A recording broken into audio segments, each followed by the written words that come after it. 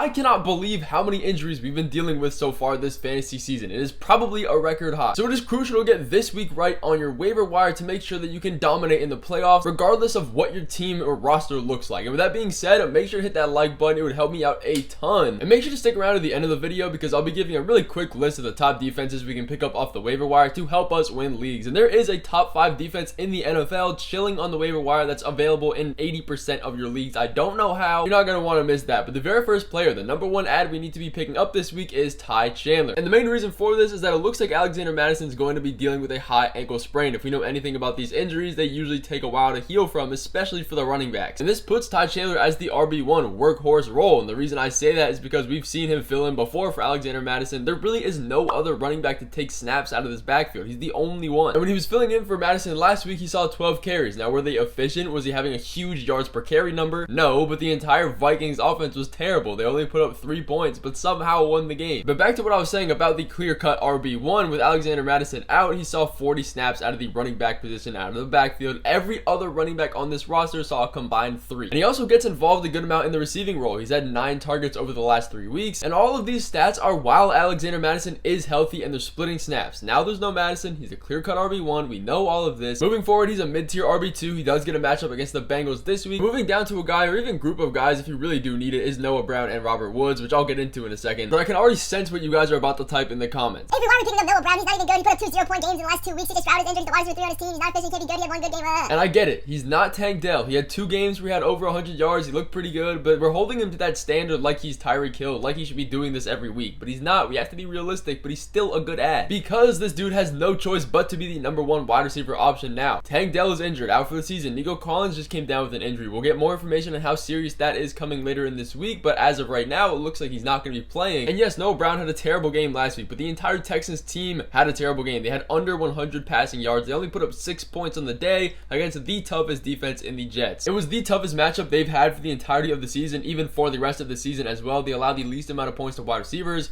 quarterbacks. It's just all around a really ugly situation. So it's really only up from here. This team is number 1 in passing yards, 10th in passing touchdowns. They're really efficient in the red zone. Their passing numbers just in general are very high. And we can't ignore the fact that CJ Stroud is injured. Now, is it some season-ending leg injury? No, it's just a concussion. He'll probably be out for this week, but he's going to play for the rest of the season. It's not anything we have to be too worried about. Either way, if Stroud isn't starting this week, Noah Brown still needs to be picked up. He's still going to be the wide receiver 1 in this offense, and CJ Stroud's going to come back. When he is playing and he is healthy, Noah Brown could quite literally be the league winner of the year, which is why I say Robert Woods can be an ad in deeper leagues. In most formats, you're not going to be able to be adding him because that puts him as the wide receiver 2 behind Noah Brown. But Dalton Schultz is injured. He's dealing with a hamstring. Tank Dell's out for the season. Nico Collins is out. There's just a whole bunch of injuries. The injury bug has absolutely hit the Texans, which leaves a lot of open spots for league-winning wide receivers. And realistically, we're not going to be starting Noah Brown unless CJ Stroud is healthy, but we still want to be picking him up for that security when he does come back, because he is coming back. And I'm going to continue to beat the drum on Zay Jones because now we have an even better situation at wide receiver. He should probably be the number 1 wide receiver ad you're going to pick up. The main reason for this, again, is with injuries. Christian Kirk has been placed on IR. He's not going to play for the remainder of the fantasy football season, and this opens up this offense completely for Zay Jones. Calvin Ridley as well, I guess, but he's already rostered in every league. But we also have Trevor Lawrence coming back playing healthy. Is he 100% healthy? I don't know. He looked pretty good. I guess they put up a lot of points on the Browns defense, but this essentially, I guess not essentially, this quite literally puts him as the wide receiver 1 on this team. He led the team in targets with 14 last week, and if you guys have been around this page for long enough or you just know fantasy football, volume is king. Now, he might not have had the biggest fantasy day or done too much with those targets, but again, they played the Browns defense. They're one of the best, probably second best behind the Jets in the entirety of the NFL. They do not allow a lot of fantasy points to wide receivers, quarterbacks, really anybody. They're super tough to go against. I'm not taking this game away from him, but the clear takeaway from this is that he saw an elite target share with no Christian Kirk, and that's going to continue for the rest of the season. And he gets a ton of deep targets. He's one of those guys like a Rashid Shaheed that can break off for huge plays, which is a high upside kind of guy that we do want because he has a huge ceiling. And it looks like he has the huge target share volume as well. We've seen it for the entirety of the season. In his first game, he saw over a 20% team target share. In his second game, he got injured, but still saw 20% of the targets when he was healthy. Now they get a matchup against the Ravens coming up, which is going to be one of the more pass-heavy, high-scoring games of the week. The Ravens are playing great football, but their defense is also allowing a little bit of points. That matchup's followed by the Buccaneers, who allow the second most points to opposing wide receivers. They cannot stop anybody over the top. They get beat on deep balls all of the time. That is exactly where Zay Jones thrives. arrives, he's a guy that we can pick up and play as soon as this week. But if you need a tight end, Isaiah Likely continues to prove that he is the guy you need to go with. We can't even call him a fill-in tight end anymore because he is a pretty much clear-cut tight end 1 at this point. He saw 6 targets, then 7 targets in his last 2 games, and he's trending in the complete right direction. He saw a season high in 79% of the snaps last week, increasing every week. He's about as close as you can get to an every down tight end that runs 100% of the routes out of the tight end spot, and he's still rostered in a good amount of leagues, about half. So if he's on your waivers, he should be the number 1 tight end to go for this week. We've seen him fill in for Mark Andrews before last year, and he's been good. He's been consistent. It's continuing this year. It's something that we can bank on. This isn't just some super flashy, interesting couple games that we can pick up and he's just gonna fizzle out over the next couple weeks. No, this is a real play. This offense is looking like one of the best in the NFL. They're clicking on all cylinders. Now there's no Mark Andrews, which opens up about 10 targets a game. That's fizzling out to Odell, to Zay Flowers, but especially Isaiah Likely. He's still getting an elite target share for tight ends. He gets a great matchup this week against the Jaguars defense, who allow top 10 points to opposing tight ends this year. It's a great spot to start him. He's a top 10 tight end in my opinion this week, and that's something we need to be taking advantage of if it's still on your waiver wire moving down to the end of the fantasy football season. But if you guys are looking for quarterbacks, I know there's a whole bunch of injuries. We got Justin Herbert injured, probably out. CJ Stroud, obviously we got Joe Burrow, all the other quarterbacks that have been injured for a few weeks. It is an absolute dumpster fire at this position, but there's one guy that we can pick up to give us a little bit of hope, and that man's name is Jake Browning. I never thought I would have had to say this, but desperate times calls for desperate measures, and he's actually been pretty decent. He's had 5 touchdowns and only 2 interceptions, and you can count in those other 2 rushing touchdowns as well. He has a pretty decent fantasy stat line. He's had over 20 fantasy points in his last 2 games, but you guys know me, it's not just about the fantasy points. A lot of people can get caught up in those numbers and think, oh my, this is such a good player, we need to be picking him up. But he's in a great overall situation when you have a guy like Ja'Marr Chase to lead the offense, with a secondary like T. Higgins, with a pass catching running back that can save you like Joe Mixon, and now Chase Brown coming into his own, having a little bit of usage and work. You're going to be moving the chains, and it's going to be a lot easier for you to be fantasy relevant. He's finding success, the pass volume is there, he's passing a lot, he's getting good yardage, he's just overall looking decent, and he's pretty much what you want as a fill-in quarterback. You could even make the case that he's a top 10 fantasy quarterback now with all of the injuries we've been dealing with. Yes, he's at the bottom of that list, but he's still a guy we should be picking up. And an even better quarterback I'm going to touch on for like half a second, that's rostered in 50% of leagues, but a good amount of people can still get him on the waiver wire, and he should be your number 1 option if he is available, is Matthew Stafford. And this is a guy that will be in the must-start video. This is a guy that's put up over 20 fantasy points in his last 3 games in an offense that has been absolutely clicking. They've dropped 30 points as a team total collective in the past 3 games, and they've been doing it against really tough defenses in the Ravens, in the Browns, not very friendly to scoring points. And he's only rostered in 50% of leagues, but that will go up to probably 90% after this week. He has the passing volume to consistently be great. He's averaging about 35 passing attempts a game, which is on the higher side. We have Puka Nacua being healthy. We have Cooper Kupp coming back into his own. We have Kyron Williams being a really helpful spot in the receiving and run game. And this all ties together with the best matchup of the week against the Commanders. They allow the number 1 points to wide receivers and quarterbacks. They're a complete liability on defense. And now that they don't have Chase Young or Montez Sweat, their defensive line is half as good as it was, which is going to give Matthew Stafford a whole bunch of time to pass, not a whole bunch of pressure. He's going to have a lot of time to go through his reads, let his routes complete. This is a great matchup for Matthew Stafford. Start him where you can. If he's on your waivers, pick him up. You guys know we need to go over top defenses we can stream off the waiver wire. This is one of my favorite parts of the videos. If you need one off the waivers, make sure to take notes on this. If you already have a good defense, make sure to watch through just in case there's a better defense than the one you have now sitting on the waivers that could actually get you a win. But the Raiders defense is probably one of the best we can get this week. There isn't much that they do right, but apparently defense is one of them. They only allowed the Vikings 3 points last week. Yes, they scored 0 on their own. That offense doesn't matter. Their defense is looking pretty good. But more importantly, their week 15 matchup they get against the Justin Herbert list Chargers. All of the sports books and line makers have already taken this into account. If we look at the over, under, and game projections for this, the Raiders are projected to win by 3 points. The last time that happened, I don't even know what was going on in the NFL. The Raiders do not win many games, let alone be favored for a lot of games. And now we have no Justin Herbert. The over, under for this game is 34 points. That is insanely low. There's not going to be a lot of scoring. I don't trust Easton Stick to lead an offense that are going to be a positive against this Raiders defense. They're pretty decent on their own. They're only rostered in 6% of leagues. Expect that to go up to 60 after this week. But if you can't get them, maybe somebody claim them over you this week, go ahead and get the Falcons. They're only rostered in 32% of leagues, but again, they get a great matchup against the Panthers, and this is a team that we need to target every single week, and we have been targeting them every single week. We start the defenses that play the bad offenses, the Jets, the Panthers. They have performed better than just holding one defense for the entirety of the year. We're going to continue that trend, get the Falcons. Bryce Young has looked like one of the worst quarterbacks in the NFL. That's not going to change. Is it his fault? Is it the offensive line's fault? I don't know. I don't care. It's a great defensive matchup. Pick them up while you can. Again, this This game total is at 34.5 points, super low. You don't really have to worry about too many opportunities for losing points on the defense. They're a super safe play. But the number one defense that I don't understand is still on the waivers. It really blows my mind. When I was looking through the defenses to do the research for this video, I was taken back. I was like, there's no way this team is still on the waivers. I have to be looking at something wrong. But no, go pick up the Denver Broncos defense. They're for some reason only rostered in 23% of leagues, but this is one of the top defenses in the NFL. They are top 10 in fantasy points. They are just good in NFL in general. They have been absolutely amazing as of late. The Broncos are winning 6 out of their 7 games, and you can thank a lot of that because of the defense. And now they get a matchup against the Lions this week, who, yes, it is one of the tougher defenses, but outside of that, it's still a positive matchup. But their next 2 matchups are against the Patriots, who are still one of the worst offenses in the NFL. I don't care that they won and looked good last week, putting up over 20 points. They suck. They're a bad offense. And then after that, they get the Chargers, who again are probably not going to have Justin Herbert in their starting lineup. So this is a defense we need to be adding because they are amazing on their own, and they get some great matchups in the fantasy playoffs. Pick them up, stash them while you can. I appreciate you guys watching this video.